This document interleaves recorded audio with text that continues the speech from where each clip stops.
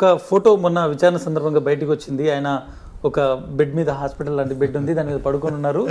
ఆయన తర్వాత సిఐడి వాళ్ళు కూడా ఒక వివరణ ఇచ్చారు. మేము అడిగాము ఆయనను, లేదు నేను ఇక్కడే పడుకొని సమాధానం చెప్తాను, డాక్టర్ వచ్చిన తర్వాత ఆయన పర్ఫెక్ట్గా ఉన్నారని డాక్టర్ చెప్పిన తర్వాత కూడా నేను ఇలాగే పడుకొని సమాధానం చెప్తానని రామోజీ గారు ఇన్సిస్ట్ చేశారు.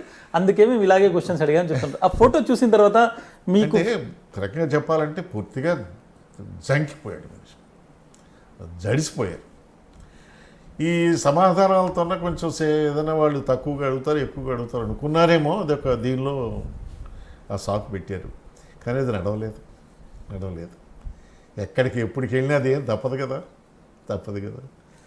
అందుకని నాకే ఆశ్చర్యం వేసింది. వీంది అలా ఉంచండి, మంచం మీద పడుకున్నారు.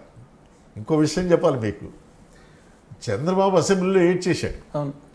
ఒక్కసారి నాకు అనిపించింది, ఆనాడు ఎన్టీఆర్ని ఎంతో ఆరోగ్యం కూడా బాలైన మనిషిని ఏడిపించారు రామోజీరావును ప్లస్ ఈయన కలిపి చంద్రబాబు కలిపి ఏడిపించారు. దుఃఖపడ్డాడు ఆయన.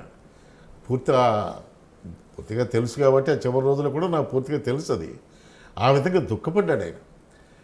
ఎస్, ఇందాక మనం అనుకున్నామే, ఎప్పటికీ తప్పదు. ఈయన భర్త మీద పడుకోవడం కారణం అదే, ఆయన ఏడవటం కారణం అదే. ఇద్దరు అనుభవిస్తున్నారు, ఇద్దరికి. ఎస్,